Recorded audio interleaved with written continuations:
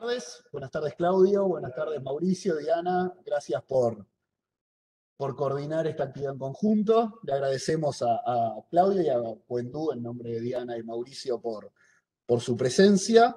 Y bueno, vamos a dar comienzo a esta conferencia denominada Edición Génica y Biología Sintética, una mirada interdisciplinaria a productos y procesos, que va a dar mi profe de facultad, porque también a uno lo formó cuando uno era un poco más joven, Claudio Martínez. Muchas gracias por estar y estamos todos atentos a ti. Y entonces estábamos empezando a definir de dónde nos parábamos para dar estos temas, que es ver al mundo vivo. Cuando me refiero al mundo vivo me refiero a todo, básicamente, como un sistema, y entonces encararlo como que es un sistema. Entonces, si bien yo me he formado como biólogo molecular y los biólogos moleculares, los biotecnólogos, trabajamos con partecitas del sistema y tenemos que como que desarmar el sistema para estudiar cada una de sus partes, y está bueno hacerlo así, porque eso nos permite ir contestando cada vez más preguntas, pero nos vamos olvidando de que es un sistema primero y sobre todo vamos perdiendo esa perspectiva global de cómo funciona el sistema. O sea, digamos, acá queda bien claro que el todo es más que la suma de las partes, ¿no?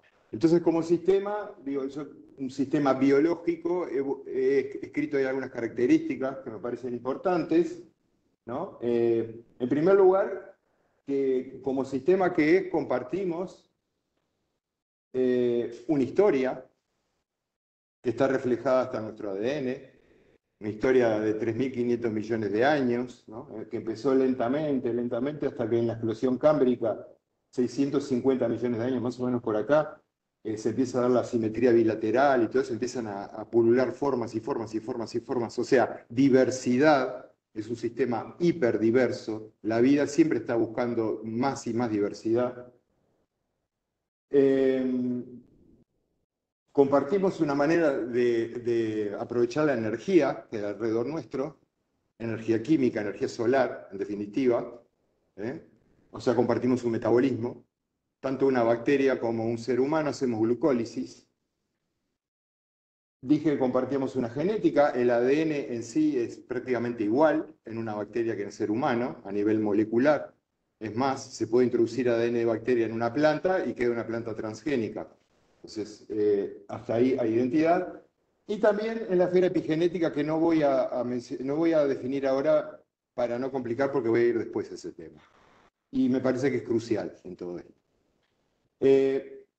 Como todo sistema, tiene sus límites. Y para mantener esa homeostasis del sistema, que es esta característica de los sistemas vivos, todos los componentes son importantes. Entonces, tocar un componente y esperar que todo el resto del sistema no se afecte es una quimera. No funciona así. Claro ejemplo, lo que se está viendo ahora con los polinizadores. Se toca a las abejas y todo el sistema corre riesgo de colapsar. Entonces, todos y cada uno de los que estamos acá somos importantes. Incluso formas de vida que naturalmente la consideramos como enemigos y que de repente con otra mirada ya no son tan enemigos. Me refiero a los virus, a los microbios, a los hongos, a los parásitos en general. Están cumpliendo un rol biosistémico. Que a nosotros nos cueste verlo desde un sistema de creencias en el cual nos hemos formado, que es el de la guerra, lo entiendo. Pero es un sistema que tenemos que lograr trascender si no queremos ser colapsados en un caos entrópico de desorden, que justamente es lo que mantiene a la vida en su lógica de anti-entropía, anti-desorden. Y eso es un misterio en el cual no voy a abordar ahora, que tiene que ver con la termodinámica, cómo los sistemas vivos logran mantener ese orden dentro del caos.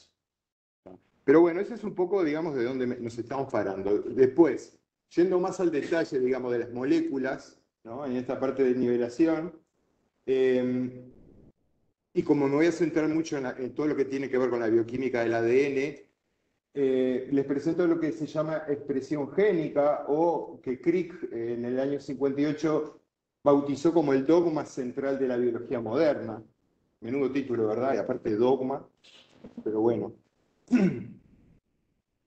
Este es el diagrama original de Crick. Entonces él dice que está buena la visión de él porque él ve todo como información. Y eso está bueno porque todo es información. Todo, absolutamente todo en el universo puede ser visto como información. Hay gente que estudia los agujeros negros desde el punto de vista de la información. Nosotros estudiamos la biología desde la información. Entonces dice, bueno, la información fluye desde el ADN al ARN, pasa a proteína, ¿no? Y desde la proteína no se puede volver hacia atrás en cuanto a información. O sea, si uno conoce la secuencia de aminoácidos de una proteína, no puede deducir la secuencia de aminoácidos, la secuencia de bases nucleotídicas del ADN.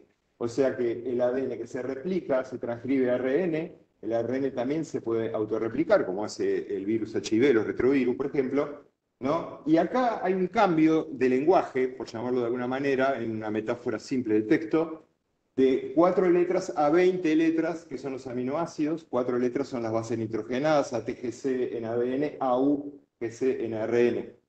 Y para que haya un cambio de lenguaje, ¿qué es lo que se necesita? Les pregunto. Ay, sí. Como lo dice el colega, el distinguido colega, un código. Código es lo que permite transformar un lenguaje, un marco semántico en otro marco semántico. Bien. Adelante. Entonces, si hablamos de ADN, el contenido total de ADN de un organismo o de una célula, de un virus, de lo que sea, es lo que se llama su genotipo. Es el contenido genético. En el caso nuestro, digo nuestro por seres humanos, tenemos el genotipo viene dado por el ADN que está en el núcleo de la célula y en el ADN de las mitocondrias. Las mitocondrias nos permiten respirar oxígeno y generan mucha energía para movernos y pensar, ¿tá? Y posibilitó esa explosión cámbrica, que la atmósfera se empezó a llenar de oxígeno, y eso permitió otro tipo de metabolismo más energético, más ATP de lo que se produce, y eso depende de las mitocondrias. Que las mitocondrias no son más que son más, pero es una bacteria que fue cooptada por una célula para permitir ciertas funciones nuevas. Es un endosimbionte en su origen. Y las mitocondrias las heredamos todas de mamá. O sea, todo lo que estamos acá tenemos la mitocondria de mamá. O sea, nuestra abuela materna, etcétera, etcétera. Y lo menciono porque voy a volver ahí cuando hable de epigenética. Entonces, el contenido total de ADN se le podemos llamar el genotipo, y del genotipo, por una serie de pasos, de procesos, vamos a llegar a lo que se manifiesta, ¿no? El primer paso es la transcripción del ADN, ¿no? Esto vendría a ser un ADN que está siendo leído, copiado a ARN por una ARN polimerasa, y en una célula eucariota, de un organismo complejo como nosotros, se manifiesta dentro del núcleo, donde habría una unidad de información llamada gen, transcripción, procesamiento de esa transcripción, que es un ARN llamado mensajero, y ese ARN mensajero es traducido cuando ahí ya se utiliza el código genético para dar lugar a una proteína. La proteína, en definitiva, es lo que se manifiesta, lo que se ve, lo que hace la mayoría de las funciones en las células, en los seres vivos, son las proteínas. También algunos ácidos nucleicos, como vamos a ver después.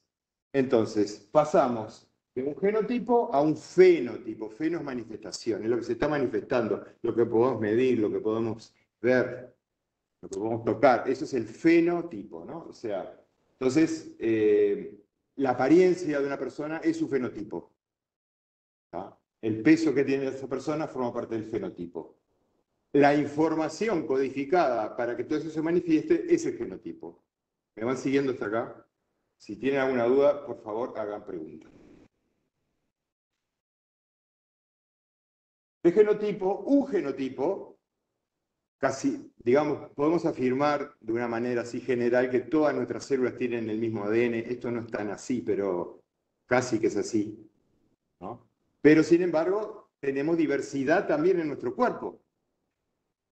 Y esa diversidad refleja expresión génica diferencial, regulada específicamente en tiempo y espacio, para primero formar estructuras específicas y luego mantener esas estructuras.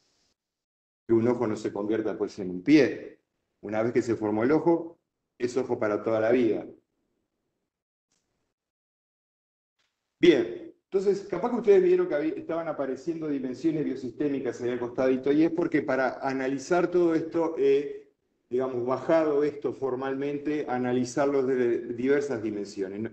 No es el motivo de la charla de hoy verlo de este lado, pero sin embargo puede ayudar para ver en dónde nos estamos parando en cada cosa que vaya presentando. ¿Estoy en el nivel subatómico cuántico? No, hoy no me voy a meter con la biología cuántica, es un tema fascinante, pero lo dejo para otra charla. Ni siquiera en el nivel atómico de los enlaces, todo eso, pero sí empiezo molecular, macromolecular, los genes, subcelular, celular, órganos, tejidos, sistemas, cuerpo, soma. Y vamos a ver algo también de la parte más de sociedad, comunidad, el clan, incluso el clan, la importancia de los clanes, ahí las mitocondrias, ecosistemas, ambiente, que yo le llamo todo esto el territorio, ¿tá? Y la biosfera en su generalidad. Y esto está sostenido por tres patas biológicas, como yo las presento: genética, epigenética y ambiente, no medio ambiente, el ambiente entero. Y me parece importante hacer esa distinción, porque medio ambiente es como dejar la mitad fuera. Y en cambio el ambiente es todo, somos el ambiente. Y está bueno incorporar eso, porque eso nos da mucha responsabilidad sobre nosotros mismos y sobre lo que nos rodea. Entonces, una versión revisada modernamente, aunque digamos no se le dé mucha bolilla a esta visión todavía a nivel de medio de comunicación, ni siquiera en el aula, es que si nosotros vemos acá a la izquierda lo que era la expresión génica, tal como la postuló Crick, ¿no? De manera lineal, ADN, ARN, proteína, hoy se sabe que en realidad la manifestación, el fenotipo, está descansando sobre una red regulatoria de ARNs. El ADN es el repositorio de la información. Pero esa información, si no se expresa, si no se manifiesta, es solo información, queda ahí. Claro, hay que procesarla. Y esa información, cuando se empieza a manifestar, el primer paso es el ARN. Y el mundo del ARN es lo que sostiene a todo el resto. Incluso se hereda a través del citoplasma del óvulo de mamá. Y a través de algunos componentes de ARN que vienen en los espermatozoides de papá. Ese mundo de ARN es un mundo frágil, porque el ARN es frágil. Sin embargo, es la base o una de las bases de lo que llamamos epigenética. Ese mundo de ARN es lo que se ve como una red, acá dice networking, en naranja, y está toda la vida celular. Esto vendría a ser, se me borró acá, o sea, la dimensión sería la de la célula, molecular célula, ¿no? Está sostenido por ARN. Incluso han aparecido unos ARN nuevos ahora, que son ARN circulares, que están cambiando totalmente nuestra visión de todos estos procesos, porque esos ARN circulares cumplen funciones que hasta ahora no eran sabidas. Entonces, el ARN es capaz de tener funciones catalíticas, así como tienen las proteínas. Catalíticas quiere decir que bajan la energía de activación de una reacción y permiten que esa reacción proceda más rápido. Roles estructurales, e incluso en vías de señalización dentro de la célula, regulación de la expresión génica, o sea, roles que estaban tradicionalmente asignados solo a proteínas, ahora se sabe que los ARN juegan un rol central en todo esto. Y es un factor central, genético y epigenético, ¿no? Entonces,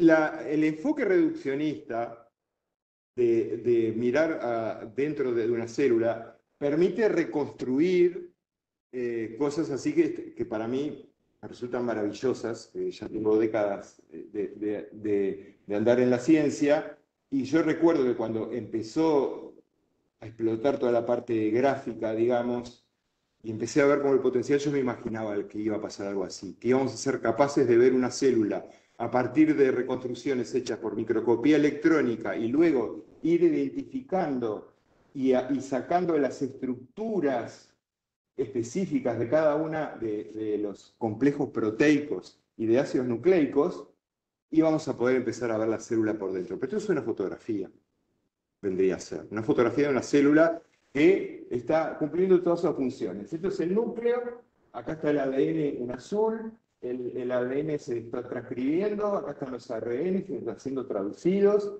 salen las proteínas, forman estas estructuras, acá está la mitocondria, acá está la superficie celular. En la superficie celular es el aparato perceptivo de la célula, en definitiva. Es donde está lleno de receptores que sensan qué es lo que está pasando alrededor, sensan el ambiente, ¿no? Se integran con el ambiente. Cuando un receptor es estimulado por una molécula, una sustancia, una proteína, desencadena toda una serie de reacciones acá adentro que muchas veces, yo diría prácticamente siempre, terminan impactando en el ADN de alguna manera, cambiando la expresión de tales y cuales genes, y eso, al ser sensado por la célula, establece una nueva homeostasis, un nuevo equilibrio. Se tuvo una percepción nueva y cambió la homeostasis. Puede ser de manera muy sutil, pero va a cambiar. Entonces, volviendo a este esquema, ahora voy a presentar la tercera pata del taburete de la vida, que son la epigenética, las variantes epigenéticas. Las epigenéticas, o la epigenética, son los cambios heredables que no dependen en cambios en el ADN, porque todos sabemos que, o asumimos que nuestra herencia es el ADN, ¿tá? Mitad papá, mitad mamá, más las mitocondrias, ¿tá? Pero también hay una capa epigenética de regulación de la expresión génica, que en parte es heredada. ¿Tá? Y no me voy a meter en el tema de epigenética muy a fondo, porque podría estar horas hablando y daría para hacer todo un curso en realidad de eso. Pero las variantes epigenéticas, o la epigenética, en realidad, que yo le llamo el epigenotipo, está totalmente integrado con la genética y el ambiente. Por ejemplo, un contaminante del ambiente va a afectar a la epigenética de manera tal de que esto va a cambiar la regulación de la expresión génica, y entonces va a cambiar la expresión de ciertos genes o no. Un estado de ánimo, porque el ambiente también es el ambiente interno, el ambiente afectivo, va a hacer de que nuestro cerebro segregue ciertas sustancias que pueden ser hormonas o neurotransmisores, y eso también va a impactar en la superficie de ciertas células, por ejemplo neuronas, cambiando lo que pasa dentro de las neuronas, cambiando eventualmente la plasticidad neuronal y cambiando las formas de las neuronas, y eso, si ese estímulo o ese sentimiento se mantiene, se va a mantener por esa regulación epigenética. La epigenética es lo que mantiene la forma del cuerpo, no es la genética, es la epigenética. Que el ojo sea ojo durante toda la vida es una acción epigenética. Podría poner un montón de ejemplos más, pero bueno, acá digamos, como para que quede claro, que la epigenética, que a veces se dice, pero todo es epigenética y bla, bla, bla, bla, y es verdad, hay mucha cháchara sobre el tema, se está basando sobre aspectos mecanísticos que también existen en la vida. Hay una parte mecánica de la vida, ¿no? Mecanística, que no podemos negar. Incluso cuando uno ve cómo se está sintetizando una proteína, parece que fuera una nanomáquina maravillosa, ¿no? Pero es más que una máquina maravillosa. En esa parte mecanística de la vida se han descubierto, se han establecido las bases bioquímicas de la epigenética, que son cambios que tienen que ver con el ADN, pero no cambian su secuencia. Pero sí cambian cómo este ADN se expresa, se transcribe y finalmente se traduce. Y fíjense, el tercer factor epigenético son los ARNs, justamente. Esos ARNs que forman la red regulatoria.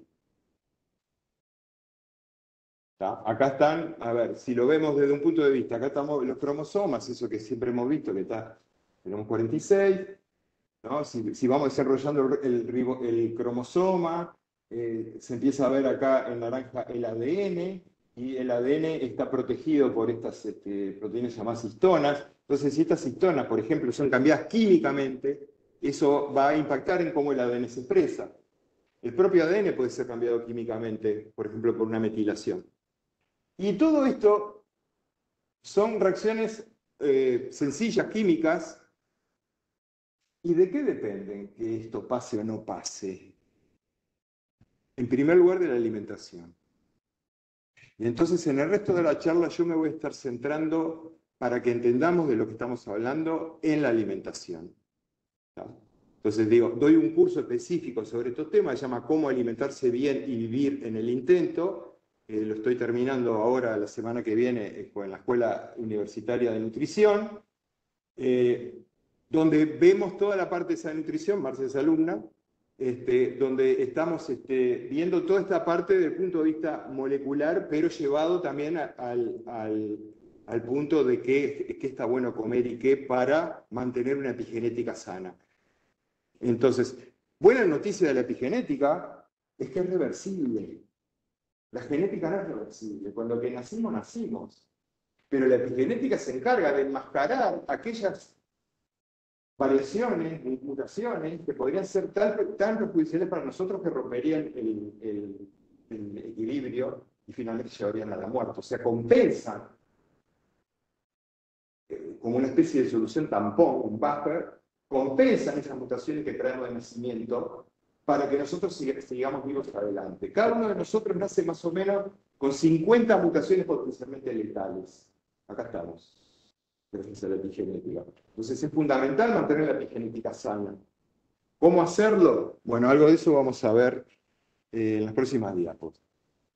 Por ejemplo, a través de la lactancia materna. La lactancia materna fija la epigenética a través del microbioma o la microbiota, que son los microbios que nos habitan. Hay 10 veces más células de microbios que células propias en nuestro cuerpo. ¿tá? Esas células microbianas, ¿no? que tienen más variabilidad genética o variación genética que nuestro propio ADN, es fundamental que la microbiota, como factor epigenético y factor incluso de síntesis de neurotransmisores y otras moléculas que tienen que ver con la señalización intracorporal, se mantenga sana. ¿tá?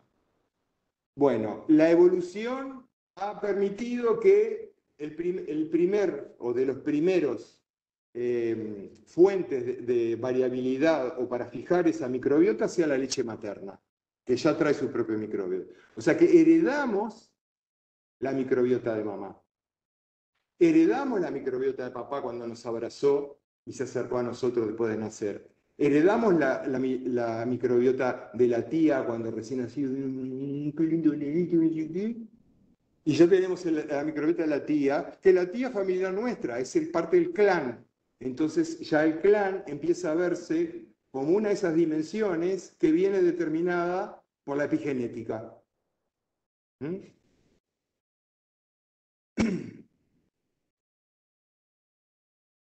Y la epigenética puede verse de manera horizontal, o sea, entre, por ejemplo, las células de mi cuerpo, o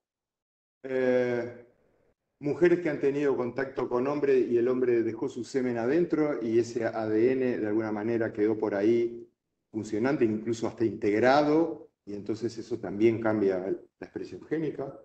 O el hombre le está pasando su microbiota, no tiene por qué ser un hombre y una mujer, pero puede ser cualquier contacto humano, ¿tá? Puede cambiar, es una epigenética horizontal, a eso voy, pero también en la epigenética vertical transgeneracional. Y en particular es importante, a través de la mitocondria, no me puedo explayar demasiado en esto en este momento, la epigenética que recibimos de nuestra abuela materna.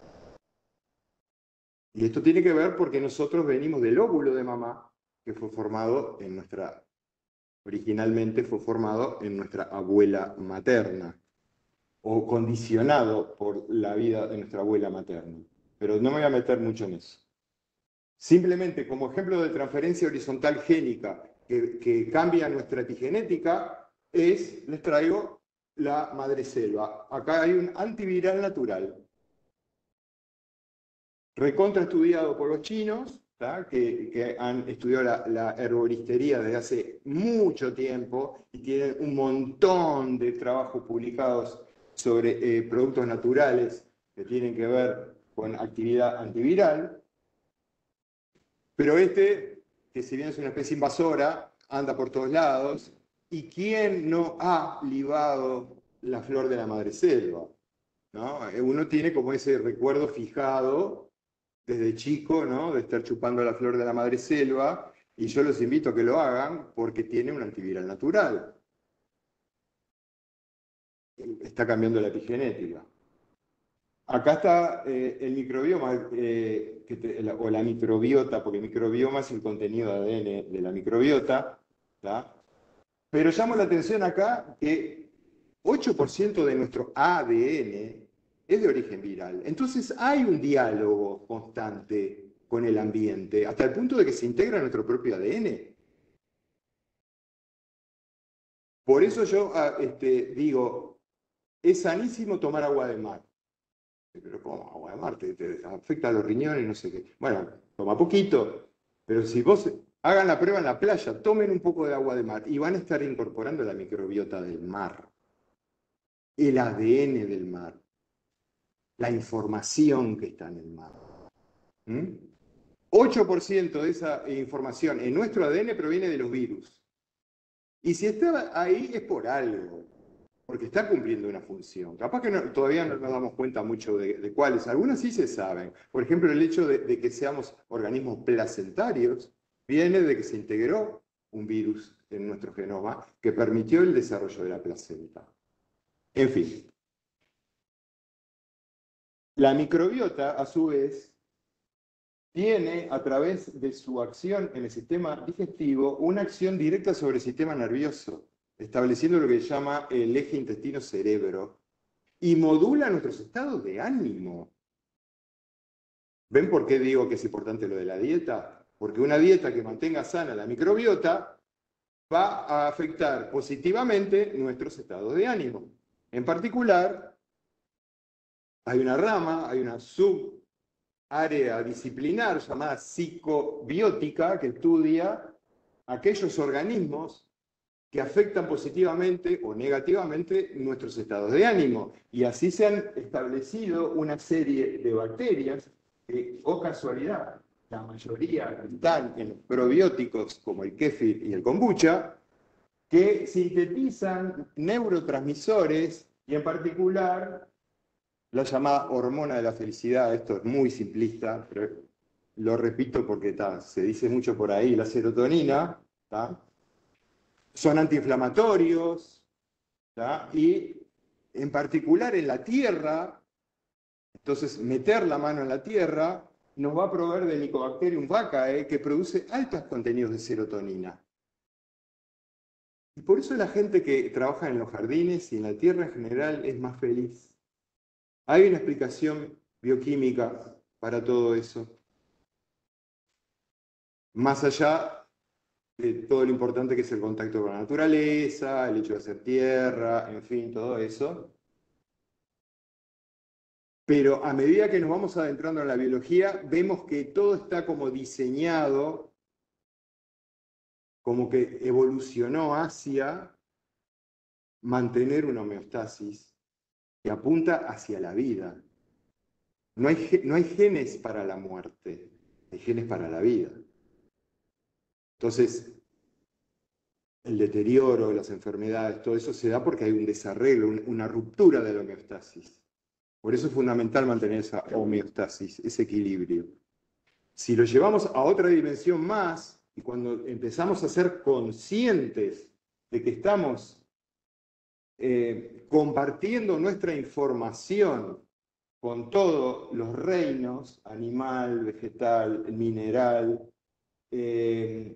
Descubrimos de que hay maneras de pasar información genética entre nosotros, digamos, a cierta forma, ciertas partes del cuerpo, pero también a otras personas a través de pequeñas vesículas extracelulares llamadas exosomas, que pueden contener ADN, ARN, proteínas, de todo un poco. O sea, la información vital está fluyendo por todos lados.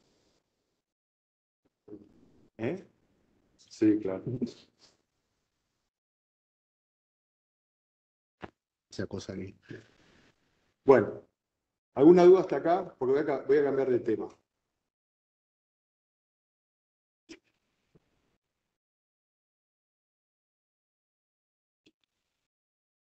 ¿Va todo bien? Sí. Vos estás chequeando que ya... Allá está todo bien. Está genial, bueno, buenísimo. No sé si me están viendo, pero... Si tienen dudas o consultas, le hablo a la gente de la cámara. Si tienen dudas o consultas, las pueden poner en el chat y después las... Ahí va, buenísimo. Gracias, Martín. Bueno, vamos a meternos en el mundo de la biotecnología ahora. Hemos visto el mundo biológico, ahora, ¿cómo se aplica ese mundo biológico a aplicaciones tecnológicas? ¿Está? Bueno, hay una definición del libro, ¿está? Hay una biotecnología clásica, ¿está? Yo, por ejemplo, tengo en mi casa el kéfir, tengo también kombucha, y si lo mezclamos, ¿qué sale? ¿Qué ficha? Marca registrada. Y acá están las especies que lo componen. Oh, casualidad, son casi las mismas que estaban en una tierra sana. Y el otro día hablando con mi querida colega y amiga Natalia Baiza, que de suelo sabe algo, ella me muestra la composición del mantillo del bosque y me dijo, oh, Natalia, es la misma composición que tiene el kéfir y el kombucha. Entonces, me quedé pensando horas de esto, porque dije, entonces, los microorganismos beneficiosos para mantener una homeostasis, una salud, están en todos lados. Están en todos lados. En la naturaleza está todo. Bueno, otro ejemplo de biotecnología clásica es el maíz desarrollado, fíjense qué maravilla, este gema de cristal de la zona central de los valles de México, ¿no? Qué maravilla el ser humano de que logró evolucionar desde un pasto que tenía un grano cubierto por una sustancia vítrea que te reventaba los dientes si lo comías, hasta esta maravilla de mazorca en 5 mutaciones. 5 cambios en el ADN permitieron hacer este salto. Claro, respetando los ritmos de la naturaleza. Se tomaron sus miles de años para llegar ahí, pero llegaron acá. Acá. Eso es biotecnología clásica. La biotecnología moderna empieza cuando se descubre la estructura en doble hélice del ADN a través de esta pareja de Watson-Crick. A Crick ya lo mencioné, a Watson no lo había mencionado, pero fue el que convenció al resto, digamos, de sus socios de que esta estructura en doble hélice, no sé si lo llegan a ver ahí, podría poner zoom, pero es el primer dibujo moderno de la doble hélice hecho por la mujer de Crick en el año 1953. Que esta estructura era la cierta por un apelativo estético. Entonces, ahora, ¿cómo llegaron hasta acá? A través del trabajo de esta mujer. Una gran olvidada de la ciencia, Rosalind Franklin.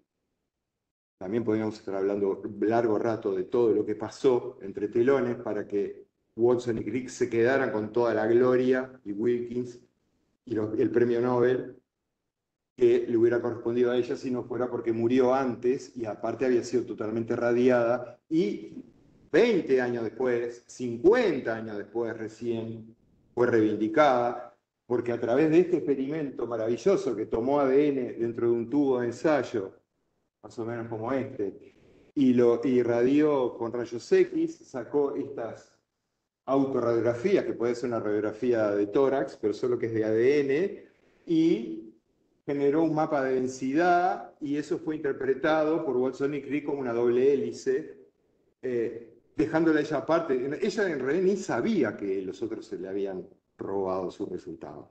No lo supo nunca. Murió sin saberlo. En fin, historias de la ciencia. Cuando le decía que el ADN es igual para todos los seres vivos, es porque es así. Este ADN, que así se ve como un ovillo blanco en un tubo de ensayo como este, un Eppendorf, es igual, provenga de bacteria, de un virus, de un ser humano, una planta, no importa, ¿tá? Se ve igual. Y bueno, y esto fue lo que me he dedicado toda mi vida. O sea, a los 20 años perdí un año en Facultad de Química, perdí una materia, me quedaba un año libre, me acerqué al Clemente Estable, ahí me puse a conversar con Rodolfo Bestein, que en paz descanse, y me dice, ¿qué sabe del ADN? ¿Qué es una doble hélice? Algo sabía de la parte química, me dice, bueno, es suficiente. Entonces me puso a sacar ADN de unos animales que habían muerto del bioterio del Clemente Estable, y el momento eureka de mi vida, uno de los momentos eureka fue cuando me dio esto, una pipeta automática. Entonces me da la pipeta automática, ¿no? Le pongo la punta, ¿no? Y entonces me dice, bueno, tenés que seguir tal protocolo, y yo con la punta de la pipeta automática y la punta y dije, ¡ah! ¡Qué maravilla que se pueda hacer esto! Trabajar con microvolúmenes. Bueno, eso me cambió la vida. ¿Qué hacía después con el tubo? Lo ponía en un rotor de centrífuga. Estos son todos desechos de la Facultad de Ciencias que yo estoy recuperando. Un rotor, ¿no? Ponemos ahí, hay que poner otro tubo enfrente para que equilibre.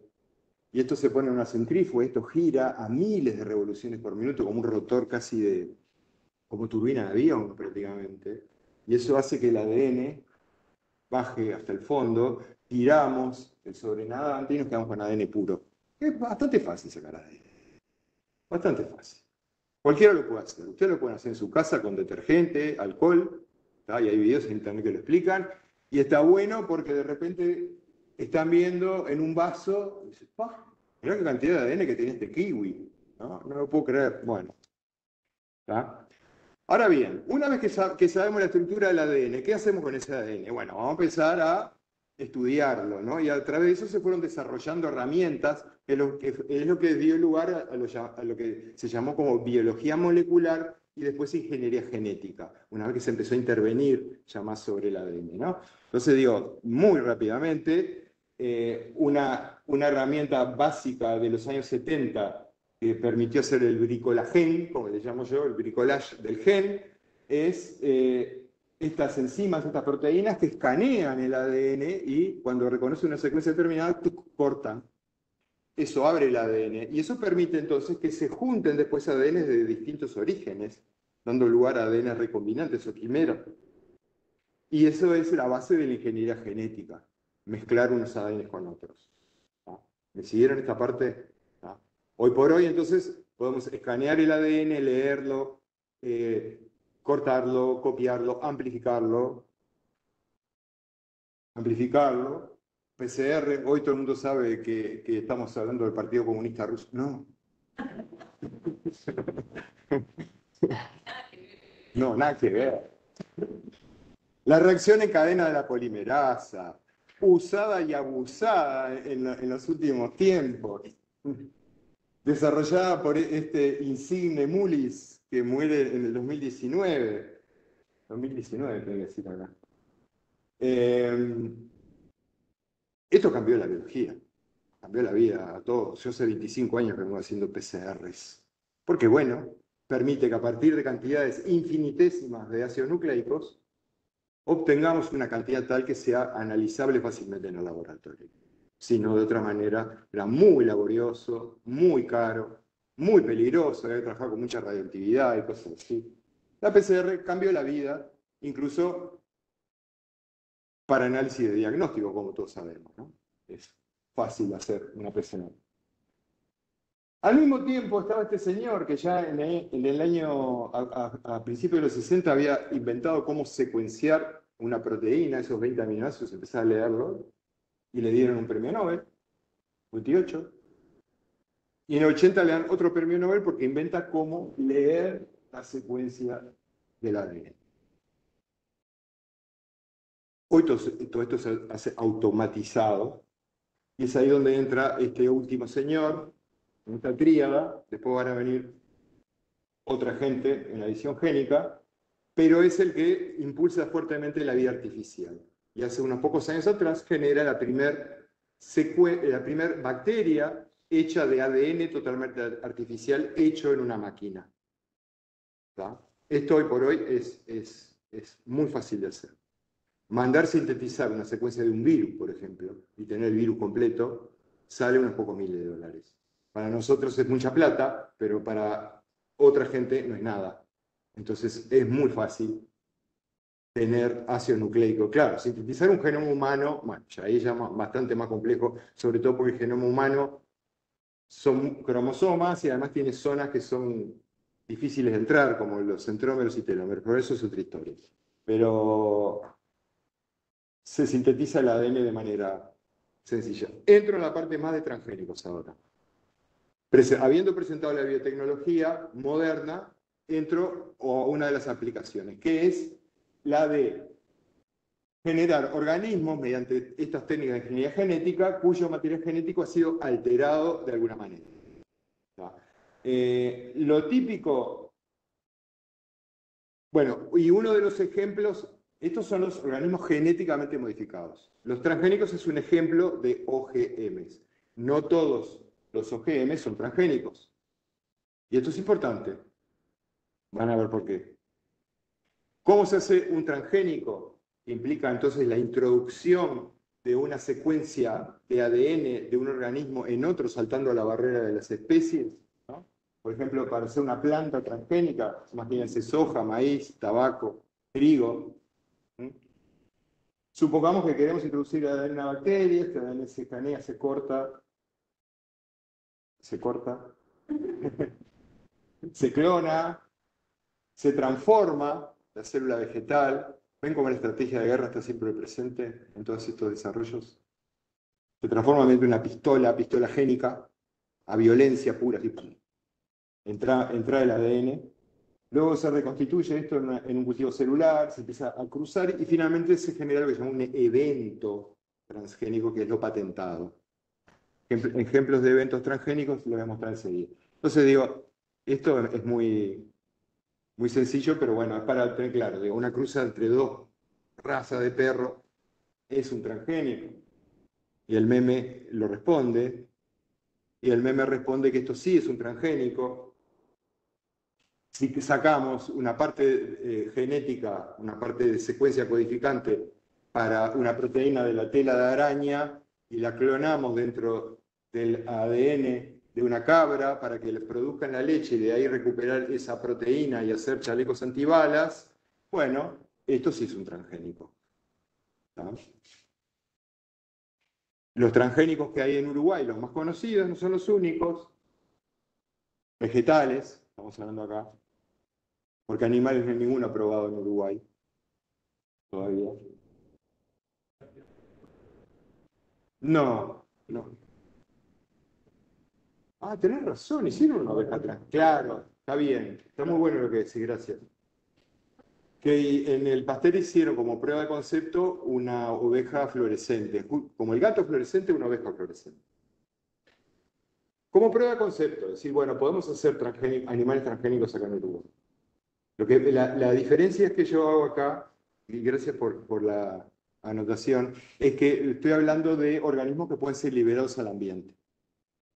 Una cosa es trabajar contenido en el laboratorio, en condiciones de bioseguridad, y otra cosa es cuando ya lo llevamos al ambiente o a un criadero, lo que sea, para consumo, para producción.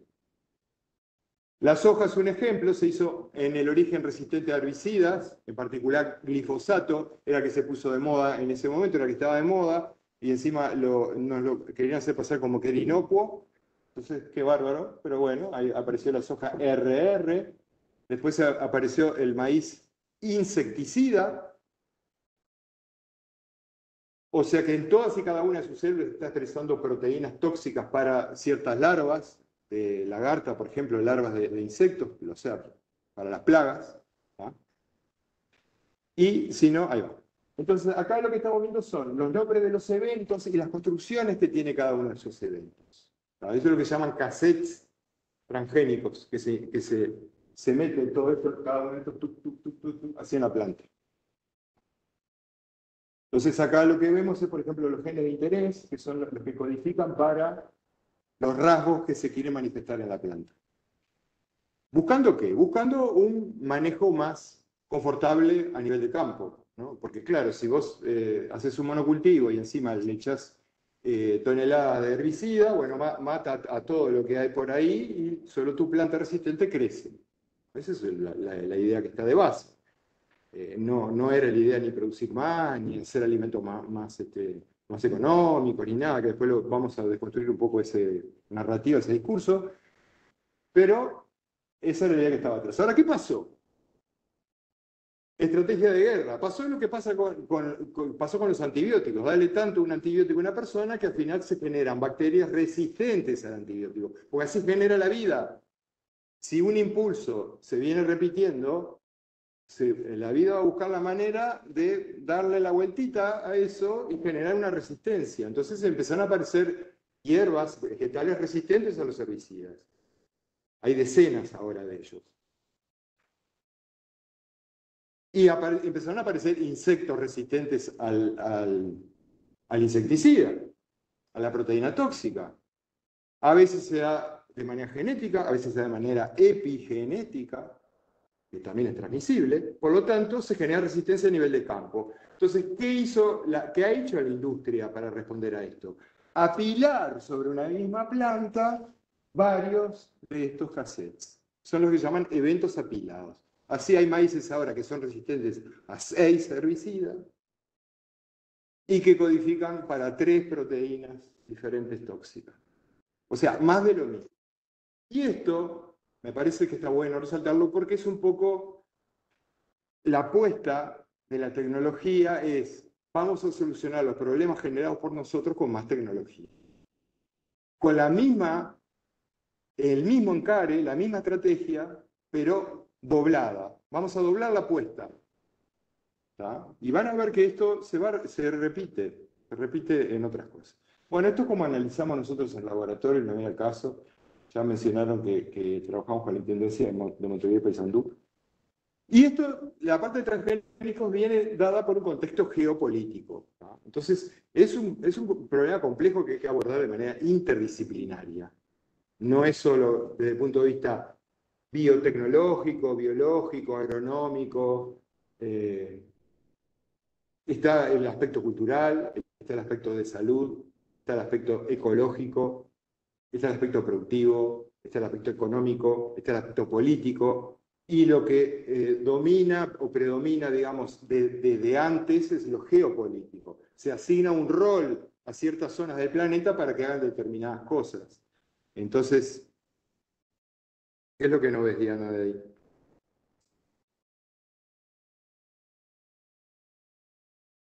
La República Unida de la Soja. Bienvenidos a la República Unida de la Soja.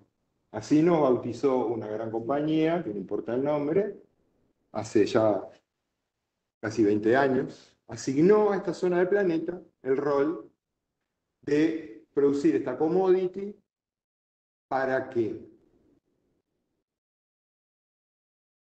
Alimentar cerdos en China, vacas en Europa, hacer comida chatarra, biocombustibles, ¿no? Porque eso de alimentar a la población mundial, no sé. Uruguay ocupa el puesto 11 a nivel de producción global de transgénicos en el mundo. Es un puesto alto, creo que estamos mejor que en el fútbol, ¿no? Éramos el 10. ¿Y quién nos pasó? Bolivia, que tiene una ley que prohíbe plantar transgénicos en su territorio. ¿Qué pasó? Bueno, más de 1 millón de hectáreas plantadas de soja, o sea, Entre monocultivos de soja y maíz y monocultivos de forestales, tenemos la 10ª parte del territorio nuestro plantadas con monocultivos bañados en agrotóxicos. Bien, a nivel regulatorio, esto está regulado por un Gabinete Nacional de Bioseguridad que establece esto para la alimentación, un etiquetado voluntario, nosotros estamos por el etiquetado obligatorio, ¿tá? Pero fue acá que nosotros empezamos a trabajar, porque el decreto del 2008 decía, bueno, se pueda comprobar mediante análisis del producto final la presencia de ADN o proteínas genéticamente modificadas. Y dije, esto es un buen desafío, vamos a ver si podemos detectar molecularmente el ADN modificado. Y sí se pudo hacer, no era muy complicado. Entonces, en cuanto a las narrativas que vinieron acompañadas de esta tecnología, y esto pasa en general con todas las tecnologías, hoy hablábamos antes de entrar de a qué nos conectamos, al 2.4G o al 5G, y entonces el 5G vino acompañado de promesas también, ¿no? Vas a estar en medio del campo y te vas a poder conectar y ver videos de alta calidad. Importante eso para mi vida. Bueno, pero los transgénicos vinieron acompañados de sus propias promesas. La alimentación de una población siempre, que esta es la que más se repite. Prácticamente se dice, sin transgénico no se puede alimentar a la población mundial. Utilizar menos agrotóxicos. Promover a la ciencia nacional. Difícil porque todo esto viene protegido por patente. Entonces, aumentar la producción. Bueno, no fueron diseñados para aumentar la producción. Bueno, aumentar de manera a corto plazo, porque si estás haciendo un monocultivo en enormes cantidades, bueno, y partís de un híbrido que ya funcionaba muy bien y no tenés competencia, bueno, aumenta la producción. Pero como ya les expliqué, la aparición de malezas, de hierbas y de insectos resistentes hace que esta producción empiece a bajar. El suelo también se agota. Está pasando en la Pampa. La Pampa, que era de las zonas más fértiles del planeta, ya no saben qué hacer. Entonces, y esto genera ingredientes no declarados en nuestros alimentos. Por ejemplo, los plaguicidas, ¿no? Los plásticos también, pero los plásticos no vienen de acá, vienen de otro lado. Pero los plaguicidas, que están prácticamente en todos los alimentos que provienen de la agroindustria, no se nos dice que hay plaguicidas. Y estaría bueno que estuviéramos informados de eso, porque es relevante para nuestra salud. Porque los plaguicidas afectan negativamente nuestra microbiota, por ejemplo. Afectan negativamente nuestro sistema nervioso. El glifosato produce depresión nerviosa. Entonces, ¿no estaría bueno que estuviéramos informados de cómo se produjo un alimento? Y los colegas químicos, Damián Marino, químicos en Argentina, empezaron a buscar el glifosato y lo encontraron en todo el campo. En el agua de los ríos, de los arroyos, en los campos, en el suelo, en las escuelas, porque hay una deriva primaria y una deriva secundaria, en el aire, en la lluvia. Y él le llamó los condimentos no declarados. ¿Tá? Entonces, desde el colectivo TA, nosotros dijimos, bueno, tenemos información de lo que pasa en Argentina, tenemos información de lo que pasa en Brasil. Es el mismo sistema, la misma región, la misma población, básicamente, el mismo modelo productivo. Nuestra tesis, que habría que probarla, es que el caso de Argentina y Brasil es el caso de Uruguay, o el caso de Uruguay es el caso de ellos. ¿Tá? Entonces, cuando nos piden a nosotros, preséntenos pruebas de que el modelo está produciendo tal y cual cosa, miremos al costado. Basta cruzar el río Uruguay para ver lo que está pasando, porque los argentinos sí están haciendo los análisis. Nosotros muy poco, algo se hace, pero muy poco, muy poco. Es insuficiente, es deficiente lo que estamos haciendo. Y eso se encuentran un montón de agrotóxicos en los cultivos. La lista es larguísima, pero imagínense todo lo que uno encuentra básicamente en el puesto de frutas y verduras. ¿Sí? En el algodón que se usa para hacer ropa y tampones, en los tampones, en el algodón de hospitales, encuentran glifosato. Entonces, Es un modelo que para mí no es sustentable de esta manera. Esto es trabajo hecho en Uruguay. Con todas las dificultades que tenemos para investigar, los colegas del CURE Rocha y del CENUR de Salto Paysandú han empezado a buscar pesticidas en los peces de Río Negro y Uruguay. Y obviamente hay que encontrarlo. Y este trabajo sigue, están analizando ahora en la Laguna Merín. ¿Y qué pasó en Uruguay? En Uruguay pasó, digo, esto hay que actualizarlo, pero claramente desde que se adoptaron los transgénicos, el uso de plaguicidas aumentó en lugar de disminuir. Glifosato 10 veces en 10 años, en 14 años. 2,4-D, es muy tóxico, era parte de la gente naranja que se utilizó en la guerra de Vietnam para defoliar. De 0,14 a 2, o sea, más de 10 veces. ¿Y esto por qué? Porque si uno ve la gráfica de uso de glifosato contra la superficie plantada de soja, crecen juntos. Ahora, el glifosato no se usa solo en los cultivos transgénicos, que son resistentes al mismo. Se usa como desecante precosecha en prácticamente casi todos los cultivos agroindustriales. Trigo, avena, cebada, centeno, caña de azúcar, porotos, lentejas, abejas, habas, linaza, girasol, garbanzo, legumbres, etcétera, almendras, etcétera, etcétera, etcétera. ¿Por qué es esto? Porque se seca el cultivo justo antes de cosechar, entonces la trilladora pasa más fácil, la planta al estar muriendo, bueno, lo que hace es, bueno, voy a priorizar que la semilla madure para, por lo menos yo me muero, pero tengo descendencia, ¿no? Esa tendencia de vamos a pasar nuestro ADN. Y esto es una realidad. Ahí donde buscamos glifosato, ahí lo encontramos el glifosato. En lista de la USDA, Estados Unidos, toda esta lista, todos tienen glifosato, todos tienen glifosato. Si no provienen de una producción orgánica. La producción orgánica o agroecológica no usa glifosato y por lo tanto, a no ser que provenga de la lluvia o del río, que eso es, bueno, sería la línea de base y es un problema que no podemos soslayar, porque está todo contaminado de base, pero no es lo mismo. Estamos hablando quizás de 2 o 3 órdenes de magnitud de diferencia entre un tipo de cultivo y otro. Nosotros, con mucha dificultad, mucha lentitud, estamos empezando a hacer detección y cuantificación de glifosato en orina, porque en Uruguay no se puede analizar a la gente en cuanto a la presencia de glifosato. No sé si sabían eso. No, ese análisis no existe en Uruguay. ¿Ah? La doctora Laborde, en ESIAT, ahora empezó a hacer algunas cosas.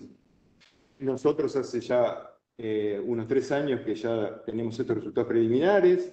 Luego Florencia Alfonso, que está haciendo la tesis maestría, ahora tiene más muestras, estamos procesando, no las puedo. Pero a lo que voy es que en toda la gente que analizamos, que éramos los integrantes del colectivo TA, todos teníamos glifosato en nuestra sangre en mayor o menor cantidad. La persona que tenía mayor cantidad era la persona más vegetariana.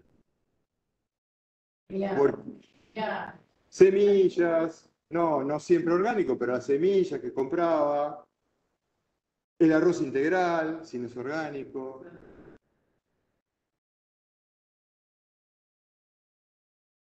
Luego con la gente, los colegas de México, analizamos tortillas, snacks, todas esas cosas que se hacen en base de maíz, los topitos, doritos.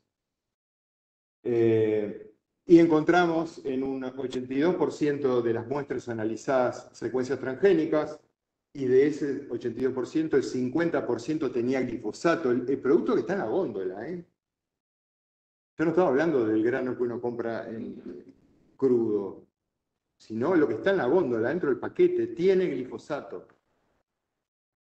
Si no proviene. Entonces digo, estas son las consecuencias del modelo, según nuestro análisis. Sí, aumentó el PBI por exportaciones.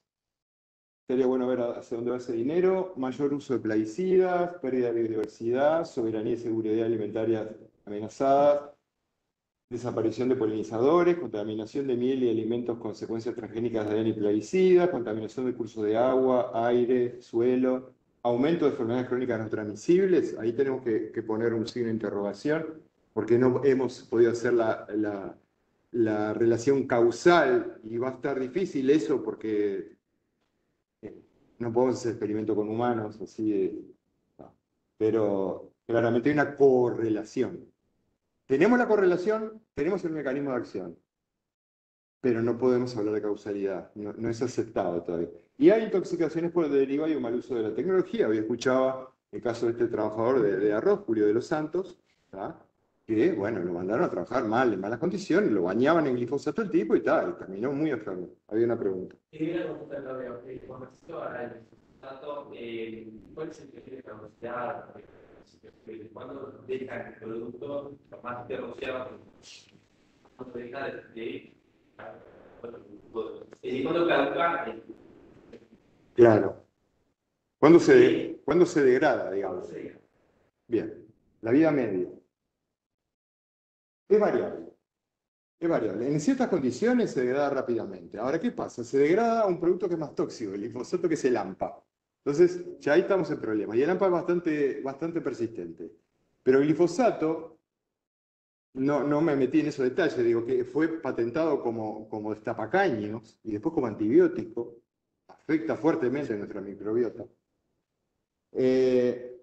Destapa caño porque es un quelante, agarra iones divalentes, entonces sirve para destapar caño, y así fue que lo usaban, porque es muy agresivo. ¿Tá? Y eso hace que se pegue a varios lados. Entonces, si se pega, por ejemplo, a las arcillas de un río, puede estar años, y eso lo demostraron en Argentina haciendo experimentos en laboratorio. Ponían glifosato en diversas matrices y se veían cómo se iba degradando. Eso lo hicieron. ¿Tá? Entonces es variable. Pero es más persistente de lo que nos dijeron que era. Porque eso que nos dijeron de entrada, toca el suelo y se degrada, no es así. Es acumulativo. Marino lo ha demostrado, se va acumulando año a año. En La Pampa, él que está analizando año a año, ve cómo año a año va subiendo la cantidad de glifosato que hay. O sea que él le llama pseudo persistente a esa característica. Trabajo publicado hace un par de años. Perdón, para ver. Esto también llega ¿qué es lo que sucede alrededor de la temperatura o diferentes formas de cocción pueden eliminar el glifosato o también va a suceder que de repente se haga algo parecido con ese ámbito? Mira, la verdad.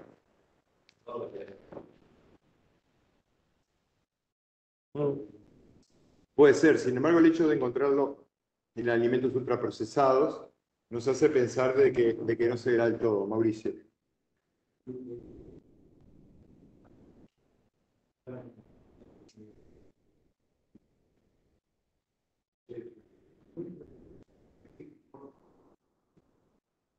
En realidad,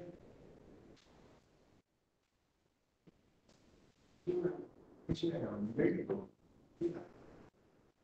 dice que es lo que hizo que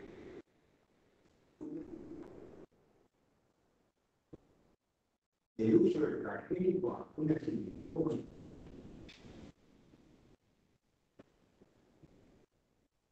pasada pero está bien por eso que no fue un beneficio del perfil sino y la vida siempre por medida aquí o no se puede usar aquí. Buena pregunta. Mauricio pregunta si esta tecnología se puede usar bien. Bueno, las buenas prácticas agrícolas. Claro, entiendo la risa del público del otro lado, una risa como desconfiada, porque buenas prácticas agrícolas es como muchas veces, ¿no? Eso, en el diseño todo parece funcionar bárbaro, en la realidad no es tan así. Entonces, a nosotros se nos asegura desde los organismos de contralor, ministerio correspondiente, que si utilizamos las buenas prácticas agrícolas, por lo menos va a estar contenido el daño. Sabemos que no está pasando.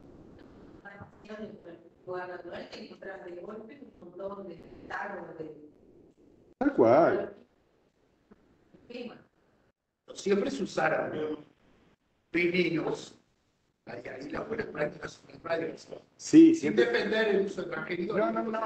No. Siempre se usaron veneno. Lo que pasa es que cada vez se usa más. Por supuesto. Y más. Y más.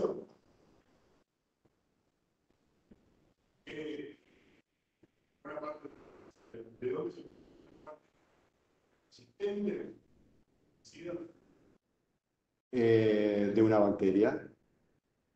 en En el caso de la soja. el caso de las cosas, Sí. hay un par de gente de resistencia que se quiere, pero es como un juego que Bueno, claro, sí. O sea, hay maleza. sin maleza para Sí, estimular la maleza. Fue castigada. sí, está bien. Por esa actividad, maleza se cae. Sí. De hecho, una de las consecuencias es que, y acá no lo puse, es que los transgénicos se convierten en supermalezas, porque pueden contaminar, debido a esa resistencia que tienen, otros cultivos, aunque sean tratados con herbicidas. ¿Me explico? Un cultivo de soja donde empiezan a aparecer maíces, ¿no? Y eso, para el que está cultivando soja, no quiere que haya un maíz ahí. Y eso se ve, en el campo nuestro se ve. De repente aparece un maíz ahí suelto en el cultivo de soja. Son super malezas, son resistentes al herbicida. Sí, claro, es cierto. Y ahora vamos a ver qué fácil que es hacerlo por edición génica todo esto. Porque todo esto que se hacía por... Pero bueno, antes de llegar a esa parte, ¿no? Y perdón que me estoy extendiendo un poco, ¿no? Si alguien se tiene que retirar y ustedes me dicen, porque empezamos un poco más tarde, pero estamos yendo por las 2/3 partes más o menos de la charla. Acá hay un tip, digamos, que no es solución de nada, es simplemente como una remediación parcial de todo este tema, pero también cuando uno habla de esto, bueno, ¿viste? La gente te queda en eso, ¿qué hacemos? Bueno, obviamente que la alternativa es la producción orgánica y agroecológica, eso no cabe duda que es así. A esta altura, digo, hay que decirlo de entrada, ¿está bien? Pero si uno no tiene acceso a eso, o todavía no tiene acceso, porque acceso hay, pero todavía no tiene acceso a eso, bueno, y vas a tu puesto común de frutas y hortalizas o en la feria, bueno, bicarbonato de sodio, una cucharadita de té por litro de agua, sumergís ahí frutas y hortalizas 20 minutos, eso empieza a sacar el pesticida. Confieso que esto no fue probado con el glifosato, pero los químicos que me asesoran de la Argentina dicen que debería funcionar. Ellos no lo han probado tampoco. Esto es una investigación que habría que hacer acá en Uruguay, pero bueno. 20 minutos después en jugar bien y yo pelo prácticamente todo. Si no es orgánico, lo pelo, porque en la cáscara suele quedar más cantidad. Bueno, esto es un tip que pasamos así. ¿Puedo hacer una consulta de Sí. Claro, porque ese estilo que te escuché. Sí. En la producción, las cosechas son fumigadas varias oportunidades y recursos. Sí. Ese veneno se va incorporando Sí. al producto, Sí. ¿no? Este tipo de... Yo por suerte tengo la tipo de consumo de agroecológico. Claro. Pero este tipo que vos decís, ¿cómo puede eliminar lo que está dentro de... Y bueno, es más difícil de eliminar. Como bicarbonato es una molécula muy pequeña, penetra hasta dentro. Entonces ayuda a sacar. penetra en el... Sí, penetra adentro. Pero claramente este estudio lo analizó, que acá ven pesticidas internalizados, entonces sale, pero más lentamente de lo que está adentro. O sea, lo sistémico. Sí. ¿Se podría cortar así algo chico para que... Claro, sí. Yo no sé en particular, yo no sé en particular qué se le aplica al calabacín. Y se le aplica también herbicida antes de cosechar.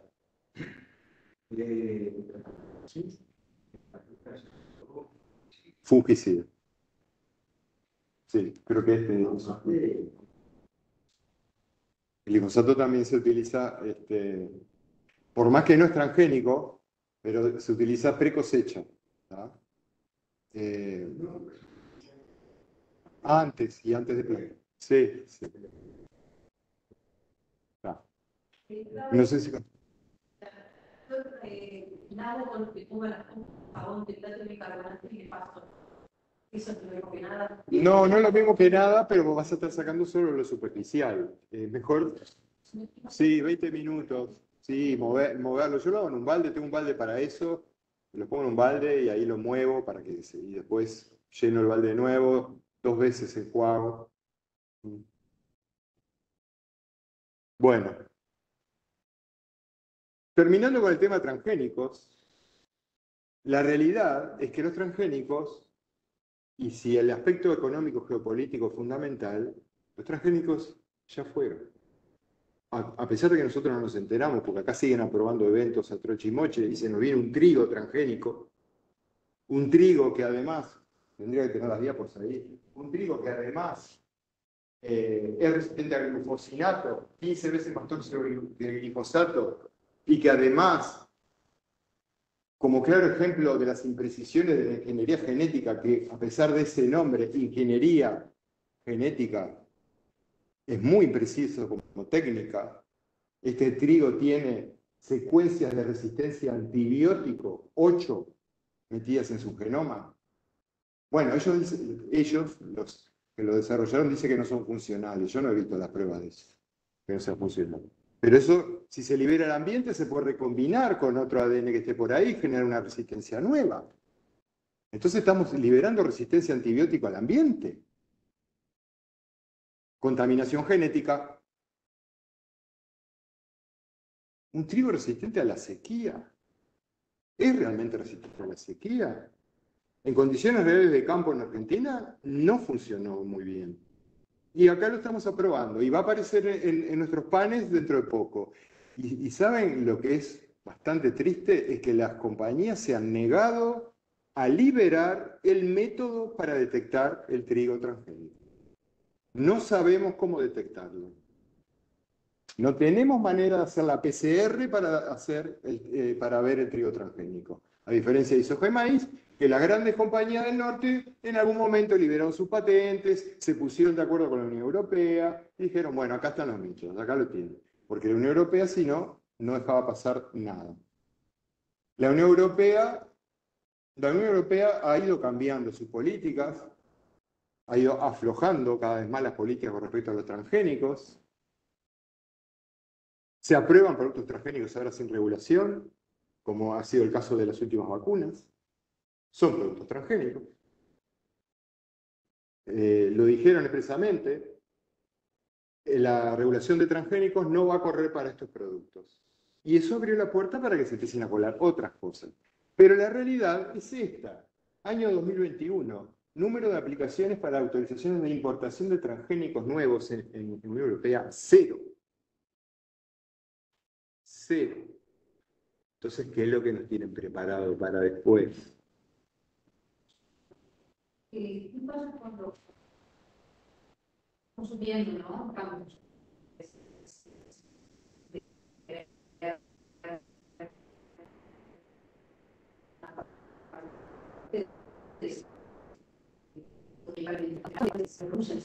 lleva es muy difícil. Que como tú transmitas el rasgo transgénico a nivel de ADN a la descendencia, no, muy difícil. Es muy difícil porque eso implicaría que se tendría que integrar el transgénico a la línea germinal y se pase a la descendencia. Eso nunca ha sido probado. Nunca ha sido probado. Por lo menos no es negativo. Y que se integre un ADN transgénico a una célula somática del cuerpo, bueno, se han hecho algunos experimentos en animales de laboratorio y se ha visto que en algunas células del sistema digestivo pueden integrar parte de ese ADN. Eso puede traer problemas porque son secuencias de ADN muy activas, algunas de ellas muy activas. Entonces, si entran en un lugar que no tienen que entrar, se integran, shit happens. Pero que pase la línea germinal es más complicado. No han habido casos de eso que yo. Esto es lo que nos tienen preparado. Esto es de hoy. Vacunas para plantas. Van a hacer a los pesticidas una cosa del pasado. ¿Y cómo vamos a hacer una vacuna para plantas? Bueno, vamos a ver un poco eso. Antes vamos a seguir un poco con la parte de alimentación, es decir, bueno, lo que tienen preparado a futuro inmediato es, vamos con los transgénicos que hay, con los monocultivos que hay, con esa producción que hay en masa, vamos a dar de comer a la gente, porque vamos a alimentar, vamos a dar de comer a la gente estos sucedáneos artificiales, que voy a pasar medio rápido por un tema de tiempo, ¿no? De la mano de señores con una apariencia, un ejemplo del físico que hay que tener, ¿viste? Que tenés cuando te alimentás de esa manera, ¿no? Así, un impulsor de la agenda, ¿no? Vamos a pasarnos a la carne sintética. Con tu ejemplo me da una gana bárbara de pasarnos a la carne sintética. Y esa parte de comida sintética, viene ahora de una mesa de diseño. ¿Tá? Empieza en un diseño computadora, ¿no? Biología. La biología empieza a diseñarse ahora. ¿Tá? Ya no es que pasamos de lo in vivo, analizamos un sistema vivo, vemos cómo funciona y tratamos de reconstruirlo, porque nosotros somos más vivos que la naturaleza, entonces vamos a hacer como la naturaleza, pero mejor, para nuestros fines. No, ahora es una cuestión de que, bueno, con lo que sabemos lo vamos a diseñar para tal producto que queremos. Por ejemplo, una comida, un producto alimenticio, un producto para la mesa, ¿no? Entonces, biología de diseño. Vamos a cambiar el futuro de la comida a través del diseño, ¿no? Estas compañías se dedican a esto. Fíjense quiénes los financian. ¿Tá? Acá están los autores. ¿Ah? ¿Ah? Estos son los que financian estos desarrollos.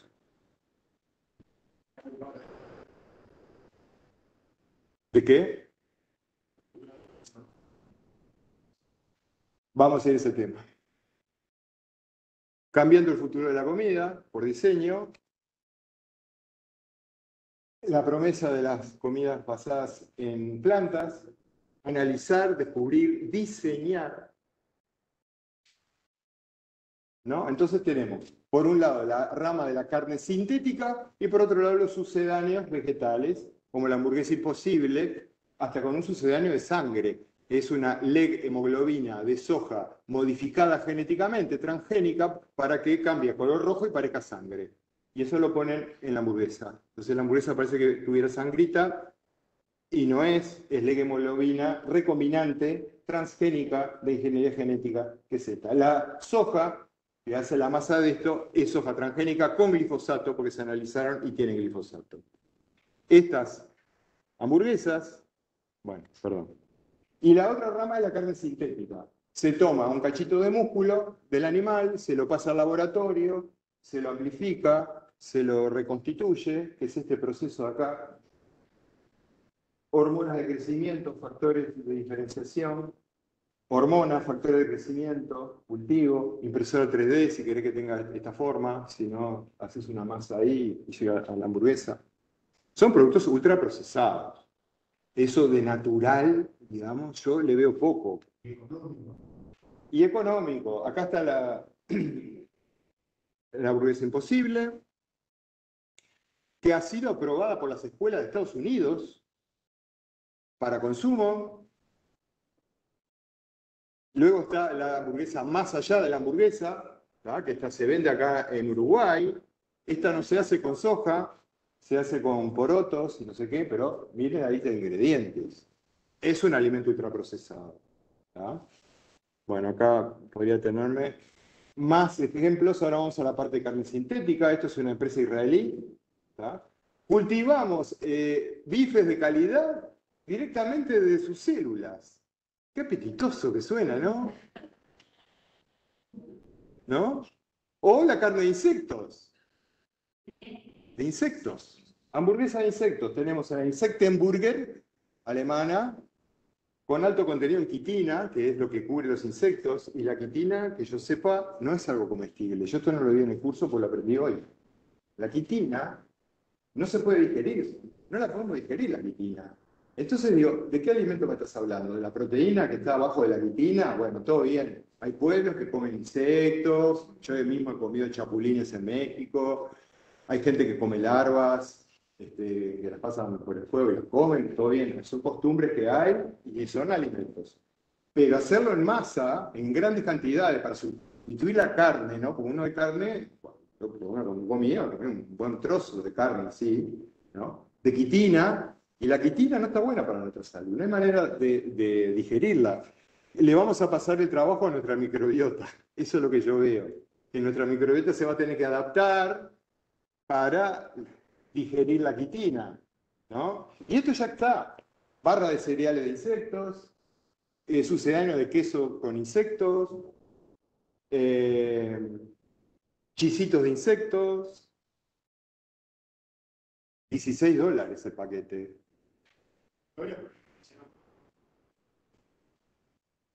¿Vos no ves ningún problema en un criadero de insectos? Ah.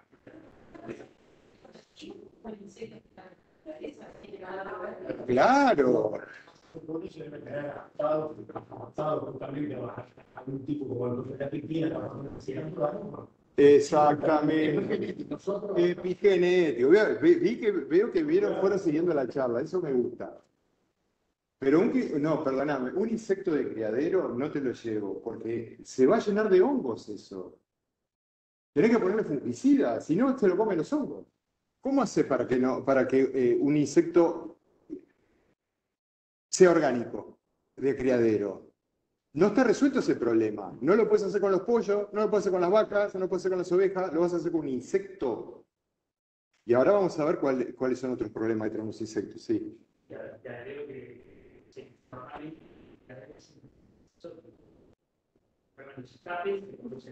A eso iba. Tal cual. Tal cual. Manteca hecha a partir de insectos. ¿Ah? Entonces, encuentro este trabajo que analiza los insectos. Este trabajo tiene usar grillo, cucaracha y una langosta. Y esta es una lista de parásitos que tienen los insectos. Y acá vemos un cestodo, una tenia, que fue lo que yo hice en la tesis de doctorado, histidático, pero esto es cisticerco, son tenias, fíjense. Todos están acá.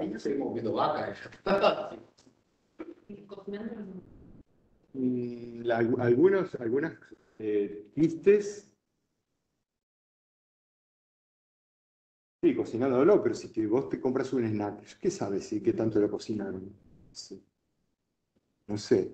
Entonces hay un problema de salud que no ha sido todavía contestado cuando ya el producto está en las góndolas. ¿Me van siguiendo cuál es la idea? La tecnología en este momento va mucho más adelante que la ciencia. La ciencia la va corriendo de atrás. Tenemos el producto ahí, aplicado masivamente. ¿Y qué pasa con ese producto? ¿Es realmente saludable? ¿Es sostenible? ¿No? Entonces, digo, leche, otra de las apuestas del amigo Puertas, que recién apostando fuertemente a esta empresa, leche materna cultivada, sucedánea. ¿Y qué pasó hace unos meses en Estados Unidos? Desaparece la leche en polvo de los supermercados. Qué casualidad, ¿no? O sea, el mercado tiene una falta de producto que ellos vienen a resolver a través de una leche materna cultivada en laboratorio. ¿Esta leche tendrá las inmunoglobulinas que nos da mamá, que nos dio mamá? ¿Tendrá la microbiota que nos dio mamá? Y vamos a poner las cosas todavía más complicaditas. La carne humana, como narrativa, se nos está empezando a imponer que es bueno comer carne humana, pasar al canibalismo. Bienvenidas a las enfermedades neurodegenerativas, bienvenidas a las enfermedades autoinmunes. Por algo el ser humano no se come a sí mismo. hay una presión natural que está bien desde el inicio de que no te comas al ser humano que murió, por más que estuviera gordito y muy rozagante, dejalo, enterralo. Una especie que coma así. Exactamente, porque hay enfermedades neurodegenerativas que tienen que ver con proteínas mal plegadas. Eso se dispara cuando uno hace canibalismo, que es lo que están pretendiendo impulsar. ¿Está? Ahora, esto no se asusten porque esto es falso, esto es fake. Esto es fake. ¿Está? Están probando el mercado a ver qué pasa. Pero esto no es fake. Esto es un tipo, Bención, un hombre, que de esta oficina cultivó sus propias células y las puso en tarros a la venta. ¿Está? Murió Bención. No sé de qué, pero murió el año pasado. Del partido transhumanista. Entonces ahí es cuando uno empieza a atar cabos, ¿no? ¿Por dónde viene la mano, no? O sea, alejarnos de costumbres milenarias, de contacto con la naturaleza, de coevolución con nuestros alimentos, de coevolución con plantitas que podemos comer, las quelites que le llaman los mexicanos, que es eso que crece en los jardines, en los campos, que casi todo es comestible. Yo estoy descubriendo eso, como casi todo es comestible y está re bueno para hacerse las ensaladas. El diente de león, tan bueno para la proteína Spike. Todos los efectos secundarios de la proteína Spike, uno de los mecanismos naturales de regulación de eso es el diente de león. Es un antiviral natural, impide la replicación del virus, impide que la proteína Spike se fije al receptor ACE2. Y está el diente de león, está por todos lados ahora en la época. Yo estoy comiendo 4 hojas por día de diente de león como preventivo. ¿Viste? Tiene vitamina C, tiene minerales, obviamente si crece de un suelo normal. No hay ese otro tema con los suelos, digo. No podemos esperar alimentos sanos de un suelo enfermo. No podemos esperar alimentos nutritivos de un suelo del cual se sacaron todos los nutrientes y solo funciona a base de fertilizantes químicos. ¿De dónde sacamos entonces lo que está faltando? Por eso yo digo, volvamos a comer quelites, porque los quelites que andan por todos lados, y vos nos mostraste en el curso que hicimos, que nos llevaste, salió al jardín de Facultad de Ciencias, dijo, vos, esto se come, cómanlo. Y entonces nos empezó a abrir la cabeza, y todo eso pasó en un momento clave, porque fue en el 2019, y a partir del 2020 todos comiendo quelites a lo bestia, ¿verdad? Porque claro, tenemos el alimento ahí, el sistema, la vida nos sostiene, aprovechemos eso, estamos sostenidos por la vida. Pero miro así y digo... Perdón, una pregunta, ¿visto? ¿Qué se supone que es comercial? pero gente que hacía? Comida, hamburguesas, yo qué sé, lo que sea. Y aparte, Esto es real. Carne humana. Y me dio un poco de cosa porque me dijo que se llama uróboro, pero es otro uróboro, empieza con U, por Uruguay y un montón de otras cosas, ouróboros. Carne humana de desecho, que viene de embriones desechados, le hace aborto, la convierten en platillos ultra caros. Esto lo encontré hoy, gracias Marcia. ¿Está? Esto es en Estados Unidos. esto sí es verdad. Esto es verdad. Esto es verdad. Bueno, ¿me dan unos minutos más? Que se tenga que se vaya. 15 minutos más o menos porque dice que se hizo yo por otro trabajo, que es el que tiene las tablas. Digo, una noche de inclusión puede pasar. Una noche en el museo. Vamos a ir muy rápido. Vamos a ir muy rápido y vamos a cerrar.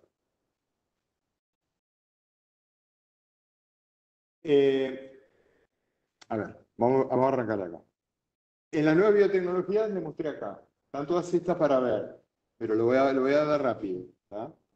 Silenciamiento de genes, la interferencia, edición génica, gene drives, biología sintética. ¿No? Biología sintética ya hemos estado viendo algo con respecto a la alimentación. ¿Tá? Entonces, edición epigenética, o sea, ya no es la genética, es la epigenética, o sea, vamos a los ARNs que está haciendo, por ejemplo, una planta. Entonces, con eso cortamos una función de la planta, ¿no? Interferimos. Interferimos con esto, el ARN se corta y interferimos, ¿no? Bueno, bien. Todo esto está basado en que esto es lo que se pone, o esto azul, esto es lo que se pone, entonces reconoce una secuencia específica, ¿no? Y todo el resto se supone que no lo reconoce. ¿Está bien? Sería como específico. ¿Me van siguiendo la idea? A diferencia de la ingeniería genética, que era meter un cacho de ADN en el genoma y no sabíamos dónde iba a caer, esto va a una zona muy determinada de la secuencia genética. ¿Bien? Eso en teoría. En teoría. Pero además, ya dijeron, bueno, qué bárbaro. Y si esto funciona así, vamos a hacer un spray con ARN interferencia y lo echamos arriba de las plantas. Y eso está en carpeta para ser usado acá en Uruguay. ¿No? Ahora, eso implica que estamos haciendo una intervención genética en la naturaleza. ¿Dónde está el estudio de bioseguridad de eso? ¿Cómo va a afectar a los organismos no blancos? ¿Cómo va a afectar al resto de la biota? Vamos a ir con spray tirándolo arriba de las plantas. ARN interferencia. ¿No interfiere con algo humano?